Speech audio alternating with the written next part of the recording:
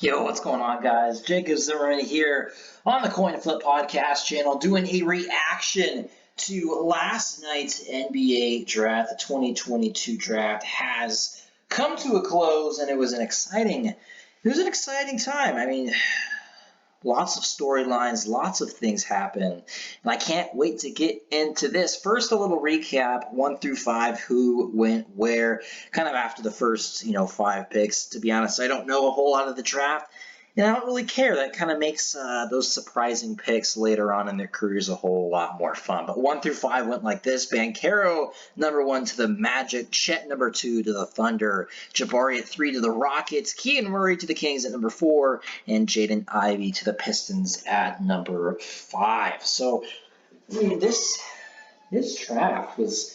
I think it was a pretty good draft. There wasn't a clear-cut number 1, but I think a lot of the guys in this top 5 are going to go on to have some pretty stellar careers. And before I get into Paolo Banchero going number 1 overall, the story really starts with the odds for Banchero. I was following them along. It looked like a day before the draft, the favorite was Jabari Smith 100%. Even the day of the draft, I think I saw something like Jabari over 1.5, which means he's going to go after 1, was plus 250, I believe it was when I checked it in the afternoon. Apparently closer to the draft time, Banchero really shot up. That really tells us that the Magic let out there.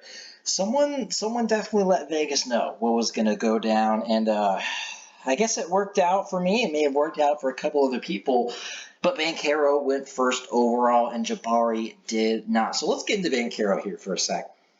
A lot of people are kind of questioning this pick, thinking Jabari, higher upside, Chet Holmgren, higher upside.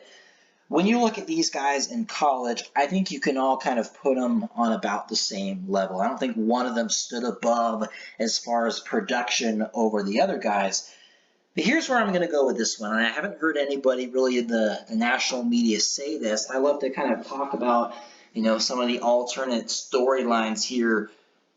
Let's think of the Orlando Magic's history, right? Think of all the top picks they've had, from Shaq to Dwight Howard. They got Hardaway.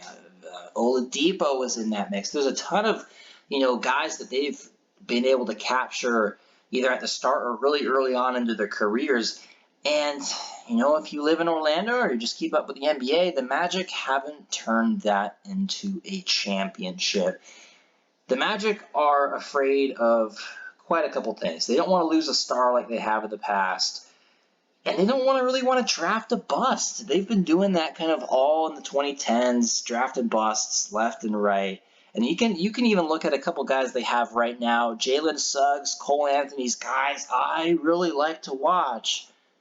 I'm not all, super confident that these guys can just have amazing, efficient seasons in the near future.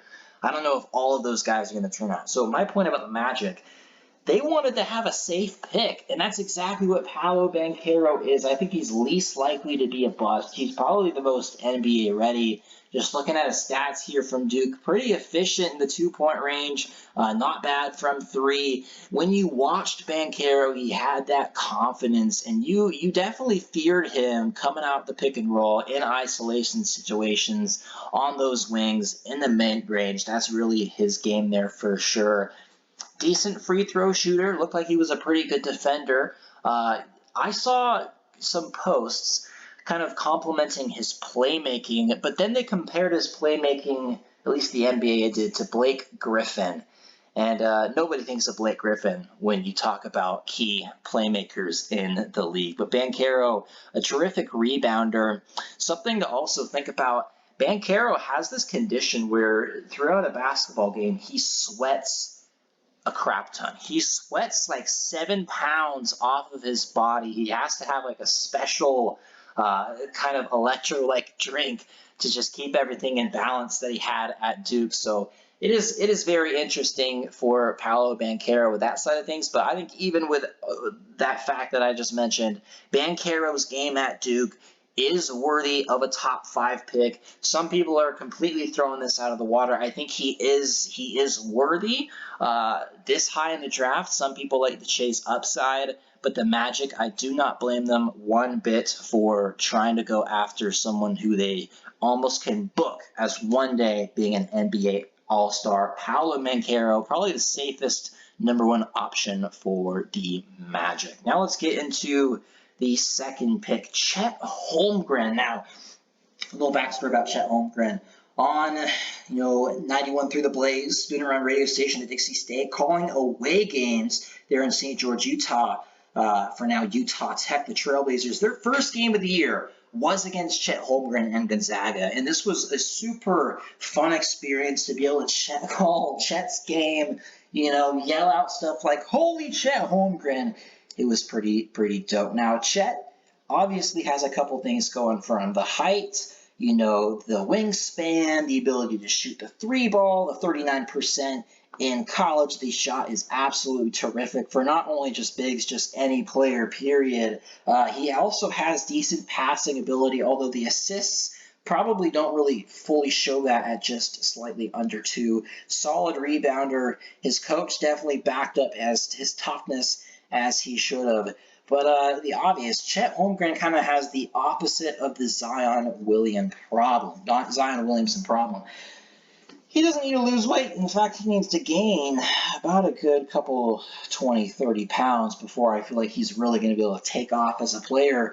But I think even right now, he's not a bad option at #2. It all of a sudden became interesting when Banchero jumped to that #1 spot and got selected by the Magic. What were the Thunder going to do? They stuck with who they thought all, draft process long as the guy they wanted to take, and that was Chet Holmgren. And I'm glad Sam Presti got his guy. Pretty good at drafting, guys. We'll see if he can hang on to him. As for more about Chet, he's got a bunch of haters.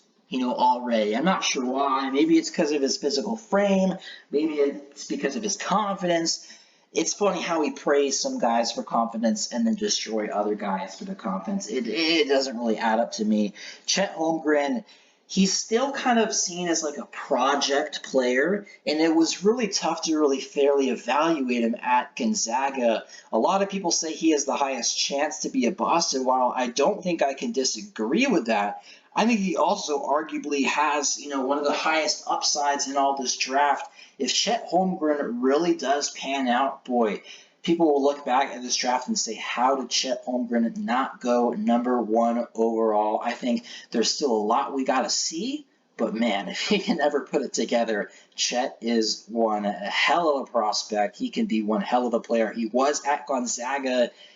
And the WCC is tough. Like I said, 60% from the field. I don't think it's going to be that high in a real college basketball conference. Some of the teams they played were pretty suspect. But, I mean, this guy delivered. He was, the #1 recruit coming out of high school, did what he was supposed to in Gonzaga. And a lot of times that means you're the #1 overall pick. If you handle business in college, he still went top 2. I think Chet Holmgren, in my opinion, might be the funnest player out of anyone in this draft. Jabari Smith at #3.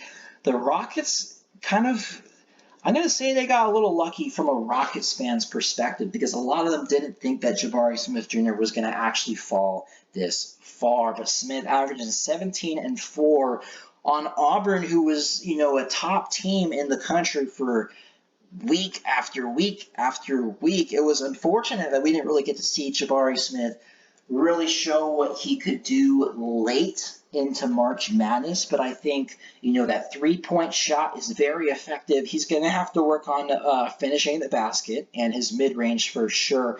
But this guy's a great shooter. The PER does not lie at all. The free throw percentage does translate, still gets rebounds, even with a little slender frame, as you maybe would expect. But I haven't heard that many KD comparisons, but this is the guy to really compare him to. Pretty low turnovers, it seems, for a guy like that in college. A steal and a block per game. That's exactly what you want to see. I think he's probably going to be your most versatile 1 through 5 defender out of all these top 5 guys in the draft. Jabari Smith, a really interesting prospect, and in my opinion, he probably actually does have the highest upside. I think shooting and defense is everything in basketball. It seems like now more than ever, you can find a guy who can create some offense, who can create shots from other people. You got to have a guy who can actually turn those, opportunities into makes, and that's exactly what Jabari Smith can do. I don't like to, draft guy. Obviously, I'm not a GM, but I wouldn't draft guys just surely off of fit.